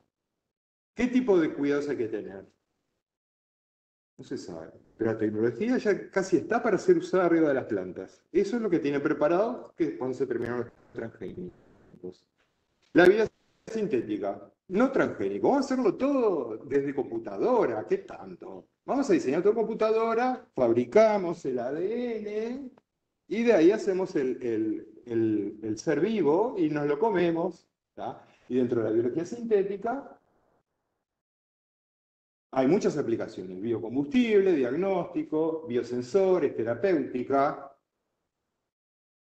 farmacia de agricultura, con la promesa de que ahora todo es más exacto, este era transgénico y ahora fíjense cómo el ADN se transformó en un circuito, una especie de circuito, entonces somos mecánicos del circuito, hasta el punto de que diseñan en la Universidad de Stanford el circuito antes de pasarlo a la planta, y generan respuestas lógicas de plantas según las condiciones que las crían, ¿no? Esto es biología sintética, circuitos genéticos. 11 de agosto, publicado. ¿Tá? Como verán, estoy trayendo información al día. Edición génica, entonces. ¿En qué se basa? En el mismo principio que la ARN interferencia. Hay una ARN guía que busca la secuencia que queremos editar, se pega, esta parte naranja es una proteína, una nucleasa, que entonces va y corta, interviene, edita el genoma. El genoma o el ARN, lo que sea, ¿no? Básicamente esto, ¿sí, no? Entonces, en los papeles todo bárbaro, porque decís, bueno, ¿qué específico que es esto? Porque el ARN guía solo va a ir a esta secuencia, que es muy difícil encontrar una secuencia tan larga 2 veces en el genoma. Pero la vida no funciona en blanco y negro, funcionan grises. Entonces, está pegado, que se da acá y se da acá, y esto se va a editar, pero con baja eficiencia, pero se va a hacer, tipo un 10% de eficiencia, 90% no, pero se va a hacer, pero esto se va a pegar en otro lado. Y eso viene dado por una característica que tiene esta nucleasa, que acepta el hecho de que el ARN guía esté más o menos pegadito, yo igual corto. Y una vez que se corta el genoma, y sobre todo en lugares no pensados, se desencadena una respuesta del sistema que siente que su genoma ha sido intervenido. Es una estrategia de respuesta que tiene que ver con genes antitumorales como el P53, y eso puede traer muchos problemas, como vamos a ver rápidamente. 10 años de CRISPR, es impresionante. CRISPR se llama la técnica más utilizada de edición génica, CRISPR-Cas9, ¿no? Estas son las 2 premios Nobel del año 2020. ¿Tá? Es una técnica con muchas variantes, es impresionante lo que ha explotado esto. Se puede utilizar para genómica funcional, edición de genoma, expresión de regulación génica, miscelánea, de todo un poco. Investigación básica, mejoramiento, diagnóstico, terapéutica, terapia génica, vacunas, antibióticos, etc. tiene como novedad una modularidad, entonces según el ARN guíe la proteína que le pegue, podemos hacer varias cosas, flexibilidad de diseño, ¿no? O sea, esto es ingeniería genética 2.0, ¿no? Entonces, a nivel, la gran pregunta que está puesta ahora sobre la mesa es, y en eso pido el apoyo de ustedes, ¿regular o no regular esto? Lo dejamos pasar como diciendo, el producto final es natural porque es indistinguible de una mutación que aparece en la naturaleza, o pasó todo esto entre medio y por más que no haya un ADN insertado al final, tiene que ser regulado porque sabemos que puede tener efectos no deseados. Yo creo que hay que regular, yo creo que hay que investigar. Pues bien, el lobby y la avanzadilla dice no regular. El proyecto de ley de presupuesto, artículo 194, decía, vamos a ver si regulamos, parece que no regulamos nada. Yo creo que hay que regular. Ejemplo de no regulación, Japón tranquilizante que aparece durante la pandemia, altos niveles del principal neurotransmisor depresor del sistema nervioso, GABA. ¿Tá? Esto, venta libre en Japón. ¿Tá? Japón tomate tranquilizante. Y viene acompañado de esta cooptación semántica, ¿no? Diciendo, bueno, uno ve esto y dice, bueno, pero esto es natural, ¿no? Ser o no ser, ¿no? Entonces, ¿qué es lo que se busca con la edición génica? Básicamente lo mismo con los transgénicos. Son los mismos productos.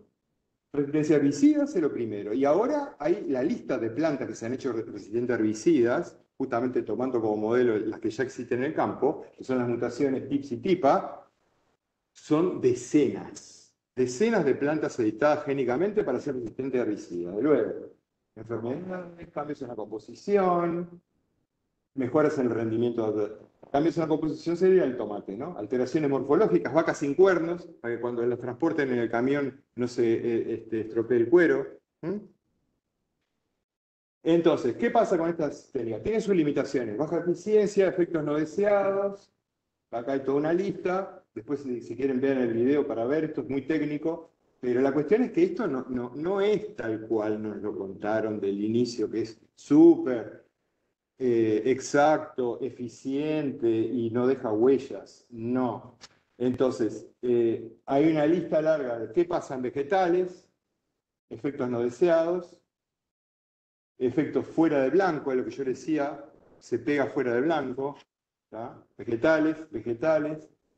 Entonces, empiezan a aparecer cada vez más trabajos que dicen hay que regular, hay que analizar, ¿tá? Vegetales, en animales, porque estas técnicas se utilizan en animales, la famosa vaca sin cuernos, pasó de que se le integró a la vaca sin cuernos, famosa, el ADN,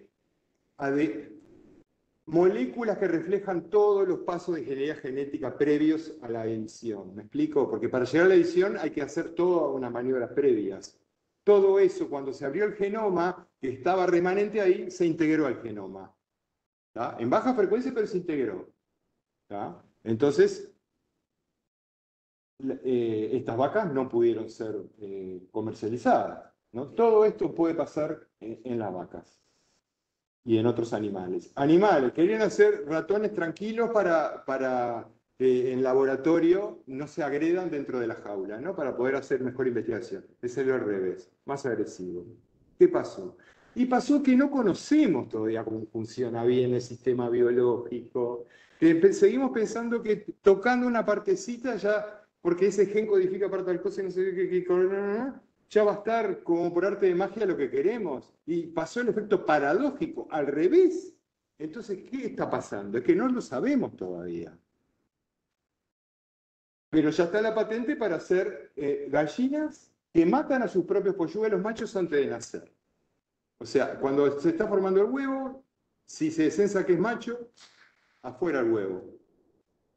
Claro, dicen, no, por el bienestar animal, porque después matan a los pollos machos, qué sé yo. Vamos a matarlos antes que nazcan, ¿viste? No. Sí, no sé bien la parte técnica, no fui.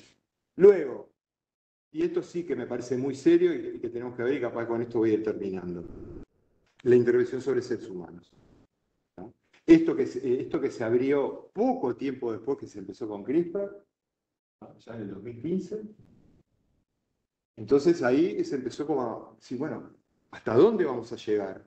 Porque se puede intervenir. Como hay un enorme trabajo que se está haciendo sobre la fertilización in vitro, las células madres germinales y la edición génica de la línea germinal, ahí podés editar cualquier cosa antes que nazca, antes que se forme el embrión, ¿no? Y los riesgos en humanos son todos estos, ¿tá? ¿Y qué pasó en realidad?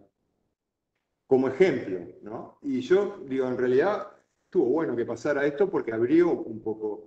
Hay connotados científicos uruguayos que estaban hablando en radio y decían, bueno, porque ahora esto va a permitir hacer terapia génica en humanos y como esto todo es exacto, esto es lo que se viene, y de repente aparece esta noticia, que un científico chino había intervenido a 2 niñas, bueno, antes de nacer, ¿no? En la fertilización in vitro, editó Lulu y Nana, ¿tá? Editó los genes de 2 bebés, admitió después que pueden tener mutaciones no intencionales. Lo pensó después, que ya las había hecho, que las niñas habían nacido. ¿Tá? Para peor, ahora se sabe que la mutación genética que protege el VIH, que fue lo que él quiso evitar, a ver, VIH, bueno, hacer un tipo de vida que no te expongas al VIH, listo, ¿no? Pero bueno, no, ya las mutó de entrada, aumenta la mortalidad en un 21% en una franja de edad. ¿Tá? Entonces, no salieron bien las cosas, como él pensaba, salió como salieron. ¿Tá? Las niñas son mosaicos genéticos, en realidad algunas células tienen una cosa, otras otra, porque cuando se edita un embrión, que son algunas células son editadas de una manera, otras de otra, y después cada célula va a dar lugar a una línea dentro del cuerpo. Se convierten en mosaicos genéticos, recombinantes. Esto se ha visto vinculado a varios problemas serios en los estudios en humanos, desarrollos cromosómicos groseros en humanos, desarrollos cromosómicos groseros, toxicidad dependiente de un gen que nos protege del cáncer. Y aún así, estamos por largar en la naturaleza acá en Uruguay, contra la mosca de la bichera. Se está pensando, no es la irradiada, es otra línea de investigación, un impulsor génico que hace desaparecer una especie en 2 generaciones. Adiós, Mendel. Si te he visto no me acuerdo. Es una ganancia de función letal,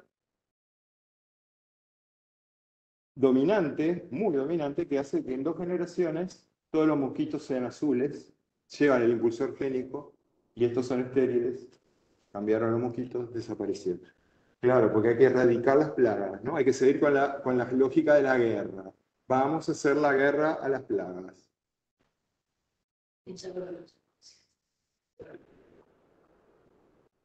¿Cómo, perdón? Sí, puede ser. No sé, la verdad que no sé. Una tarea que acabo de poner ese mosquito fue tratado con esa técnica. Sí, impulsor génico, sí. Sí. Y con el cual Sí. Fíjate un mosquito y bueno, riesgos asociados. Entonces, ¿qué hace la industria? Apuesta fuertemente en técnicas para desactivar lo que creó. ¿Tá? ¿Cómo desactivar? Entonces hay toda una línea de correctivos de CRISPR. Si le erramos, vamos a ver cómo lo solucionamos. ¿Y quiénes están atrás de estos correctivos de CRISPR y de CRISPR?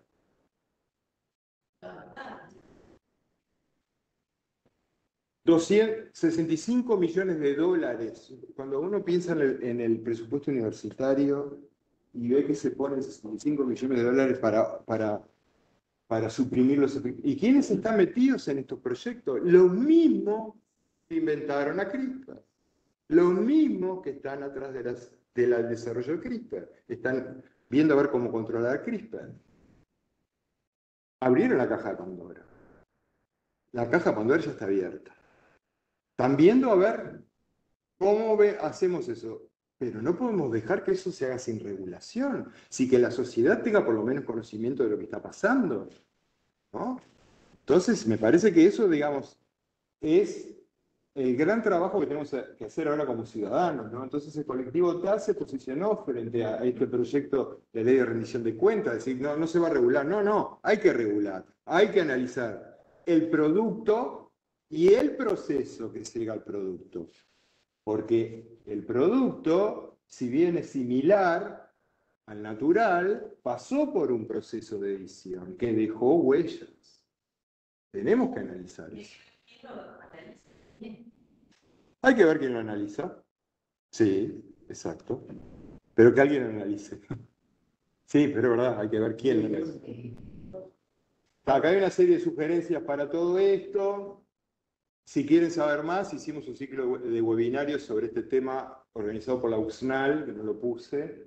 ¿Tá? 3 sesiones, 6 horas y media o 7 de esta edición génica desde varios ángulos. Ya está. Sí, se lo recomiendo. Busquen abordaje multidisciplinario de edición génica y aparece. ¿Tá? ¿Qué hacer? Esto es una excelente herramienta para investigar, ojo. ¿Por qué? Porque uno cuando investiga busca lo que está interviniendo y dice, bueno, pasó o no pasó, y vemos. El contexto, digamos, capaz que no es tan importante. Debería serlo, pero por lo menos para investigar está bueno, para hacer grandes preguntas. Ahora, ¿es válido para intervenir vegetales? ¿Por qué en animales hemos visto tantos daños que en vegetales también se ven y en los vegetales decimos, no pasa nada, lo vamos a poner en góndola igual, lo vamos a producir? Cuando en animales humanos ya se puso un freno. ¿Ah? Bueno, y tenemos este horizonte de 2045, ¿no? Confluencias tecnológicas hacia dónde van, ¿tá? Con estos profetas de la desgracia, le llamo yo, porque ¿quién los eligió a estos tipos? ¿De dónde salieron? ¿No? Uno se reventó la espalda estudiando, investigando decenas de años para estar en esta charla, re feliz de poder compartir con ustedes, pero de repente empieza a aparecer gente que aparece por todos lados, en los medios de comunicación como que tienen la verdad absoluta, y si estos tipos de dónde salieron, ¿qué hicieron en la vida? ¿Quiénes son? ¿No? Harari, ¿está? Y dice, cualquier cosa que la gente siga haciendo que es útil, estas tecnologías lo harán cada vez más redundante y harán posible reemplazar a la gente. Lo está diciendo. La mayoría de la gente no aporta nada, excepto quizás sus datos, ¿no? Porque se viene la inteligencia artificial y la bioingeniería. Entonces, en este momento estamos en un parteaguas. Y con esto termino. Si te vas para otro tiempo. Con esto termino. Y perdonen lo largo de la exposición. Estamos en un parteaguas, en la cruz de los caminos, entre seguir una evolución orgánica de la mano de la naturaleza, donde yo creo que están todas las respuestas que necesitamos, solo que todavía no sabemos bien cómo interrogarlo, porque lo estamos interrogando desde una epistemología errada, reduccionista, materialista, y que no va más allá. Eso tiene que ser parte del estudio, pero no podemos quedar ahí. Tenemos que ver todo el sistema, ¿no? O una evolución hacia una inteligencia artificial, chipeados, donde cedemos nuestra soberanía, cedemos nuestros derechos, cedemos nuestra vida, en definitiva, porque el día que quieren, bajaron el interruptor. ¿Ah? Entonces, el último consejo, pasar de consumidores a consumactores, ser más responsables en lo que consumimos, ese es el primer paso, formarse, informar, discernir y actuar. Parte de esa acción es lo que me ha llevado esta tarde a estar acá presente con ustedes, agradeciéndoles su presencia, les digo hasta pronto.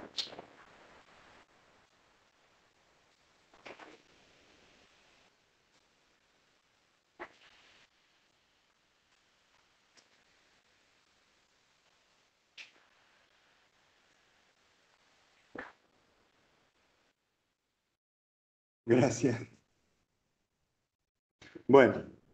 Muchas gracias. Realmente agradecido y bueno. Ellos se tienen que ir, yo voy a estar ahí afuera, podemos seguir charlando ahí afuera si quieren.